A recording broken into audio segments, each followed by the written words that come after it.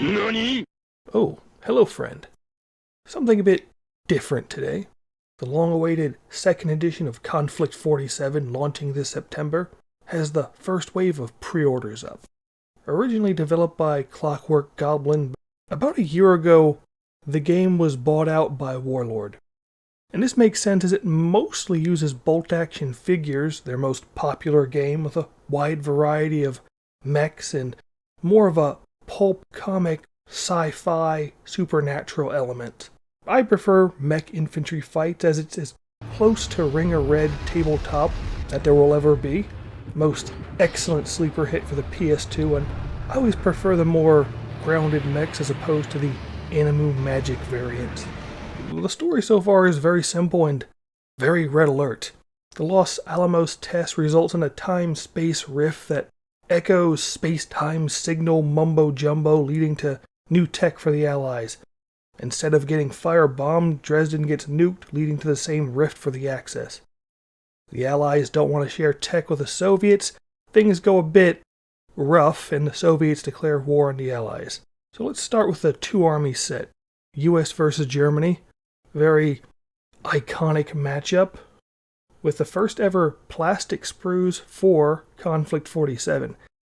This is big as before everything was metal or resin.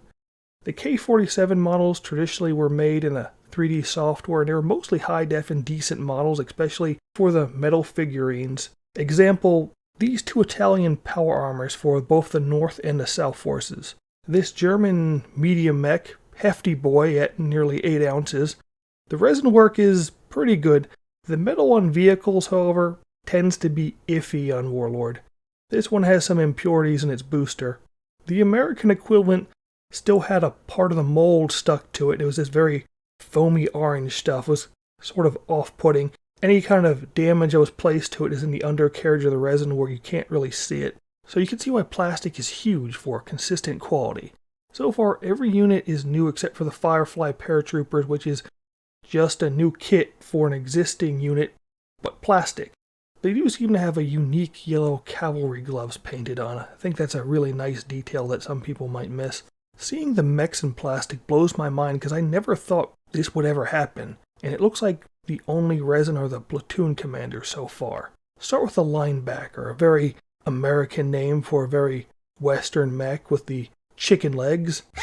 It's got chicken legs! And the attack chopper cockpit. The weapons look to be, I think, dual 50s on the nose, like most American gear. Some type of dual autocannon and a smaller Tesla cannon than what appears to be on the tanks. Has a drum power pack, perhaps it's more of a rapid-fire autocannon-y variant. The German mech seems to be a variation of the light mechs that have the armored car vibe. I'm not sure if this one is a variation or a revamp of the two prior resin metal kits. There seems to be a much heavier armored version of the prior German power armor. They have a very Hollywood German gray mix with the metal boots painted black like jack boots. It's a very nice pulp design, it's just missing one twirling a mustache. Got some new scatter terrain. The usual unit dice, plus this clear plastic variant for the Rift mechanic. A softcover rulebook, the usual stuff that comes in a Warlord 2 Armies set. Out of all the other bundles, I think this one has the best value. The K-47 bundles, I am not feeling it. The problem being there are so few new things for pre-order, it feels like they're pushing too much of the same unit. They really should have put at least 1 or 2 more units for each side up. The US has about 8 mechs. I'm partial to the Bruin myself. Here they're trying to shove 3 linebackers in a bundle at these prices. No, I think not. 3 variation of dice bags at $32, a little pricey for what it is. New dice for this version as to whatever the Rift mechanic will be. They look really cool, colored clear dice, about 12 per for $29. The Steel Troopers and the Firefly boxes are about $59 for 9 and 18 troops. It's nice they're plastic though. $59 is the same as the 30 normal soldiers in bolt action, so this seems a tad higher than I would pay. And it's kind of one of those weird things. Even Star Wars Legion is doing it. No matter how many guys come in a box, they're following that GW price line of everything's just $60. And the 30-man boxes usually go for around mid-40s on Amazon, and I'm sure these will too in time. Getting a closer look at the sprues, it looks like there may be some alt-arm equipment possibilities to avoid clone troopers. I like the Tesla Thompsons, and having a bazooka and a jetpack squad that can avoid terrain penalties will open up some nice tactical options. It's a decent amount of heads with both masked and unmasked. The German army set at about 176, 1 resin commander, 3 heavy power armored troops, 1 light mech from the 2 army set, though this includes a new squad of mutants that seem a bit more cyborgy compared to their kin. And these, I believe, are resin, where the usual K-47 figures are metal. And there's a heavy mech, not to be confused with the super duper heavy versions. This one has an unusual Frankenstein of a kit. This is a plastic Panzer IV with resin mech legs strapped to the side. It's odd because most of the larger kits are just all resin. The vehicles, though, would be the full plastic kit with the K-47 turret and the extra bits added to it, so they could technically be used in a bolt action or K-47 if you wanted to put the effort of having really large magnets on the side. It might be doable. And finally, a pile of dice. The US Army set at 176. Mostly what we saw before, only the Tesla Stuart is new here. As far as Tesla-mounted equipment, there is the Sherman, the Greyhound, and the Field Gun variant so far. It is following the vehicle trend, that is, there'll be a full plastic Stuart kit with a resin Tesla cannon that you can just plop on so you can use it for bolt action or K-47. Though I find it strange that there are 2 linebackers, it feels like these are lightly armed for a rather large model. For example, the German medium Locust class has a 75 AT gun or a Nebelwerfer options. It's basically a flying Panzer III, kinda. And it feels like the linebacker may have a slightly less decisive punch to it. It's just bizarre to see 2 of the same large models in a set like this. Now, normally I go with the 1 army as a preferred because they usually have everything you'll ever need, but that's for bolt action. For this, since it's a new edition of a game, I would go with the 2 army set.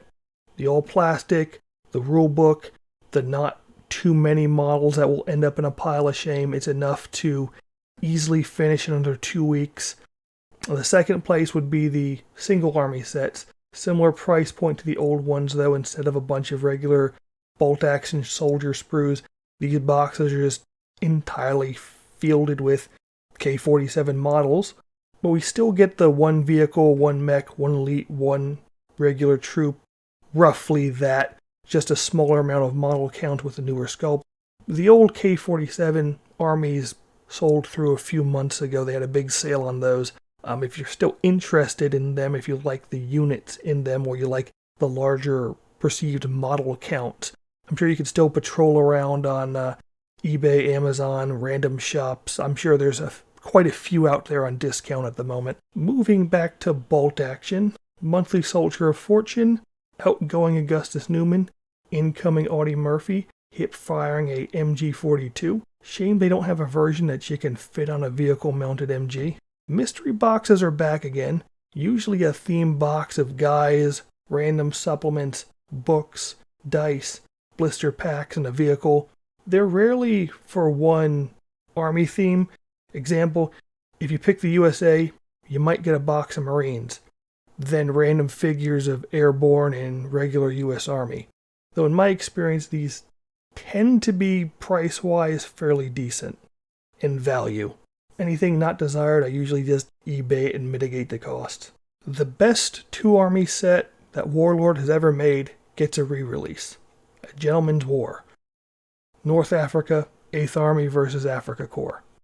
Everything looks the same, only with a mini 3rd edition book, and a piece of shattered housing terrain. I had to double take due to the weird seams.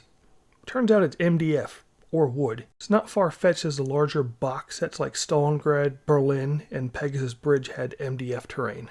Mildly impressed Warlord fought the urge to add the farmhouse, like most are familiar with to this set. Pen and paper-wise, it's mostly balanced, mostly identical, considering both sides have the equivalent equipment, both on the infantry sprues and the vehicle class. You can split hairs, considering the Humbler can be used with a light anti-tank and the SDK is generally an open top, but it does have the mesh armor, so it could be considered to counter that. The only downside, this set has half the men it used to. There were 24 on each side in 2nd edition. Now it's 12. The terrain piece is nice, and it's still a great demo intro set, but that does sting a bit. There are 2 bundles for British and Germans. With it, they're not bad. The British is very good. 3 vehicles, 1 box of 30 guys, and 1 more terrain.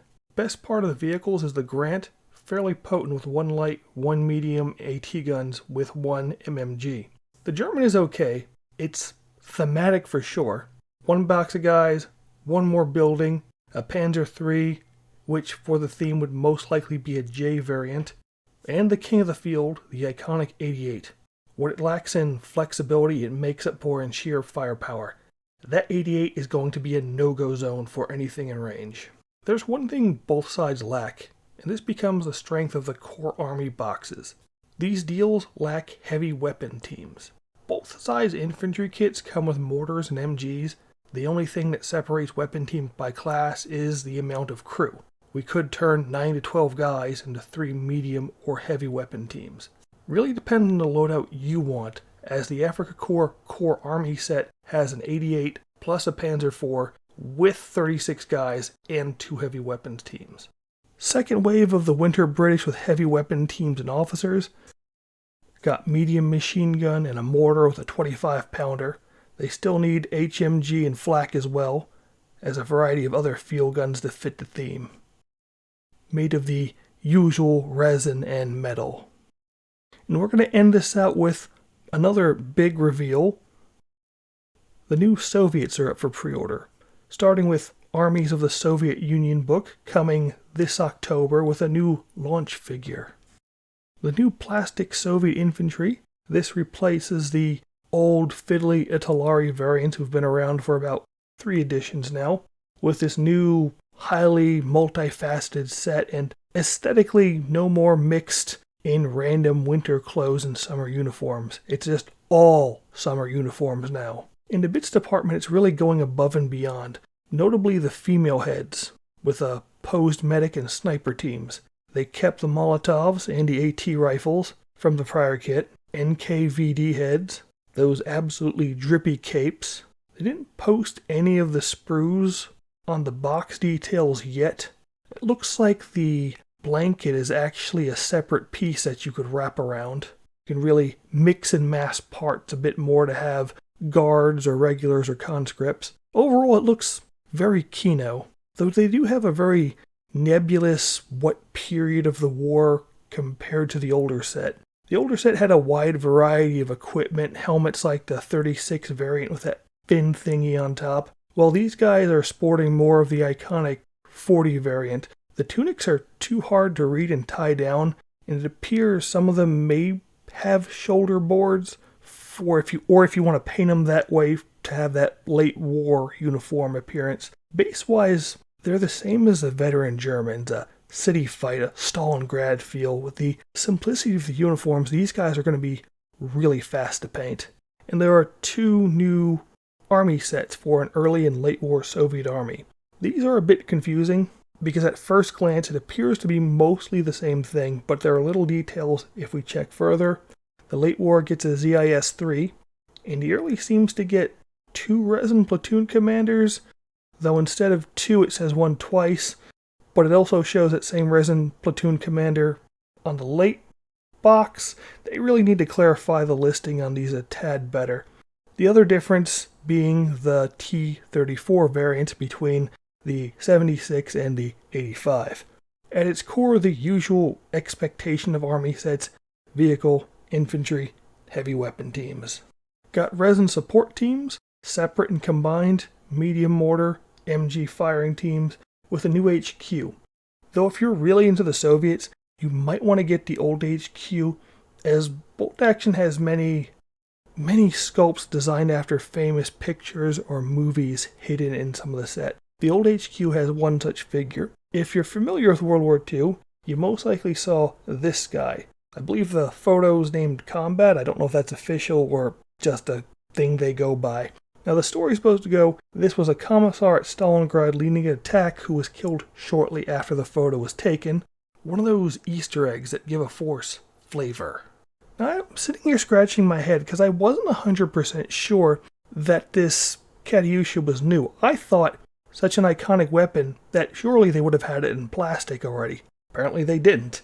I thought for a second I was also getting it confused with the Rubicon variant that's been out for quite a while now. One thing I did notice on this set is the crew they're looking rough.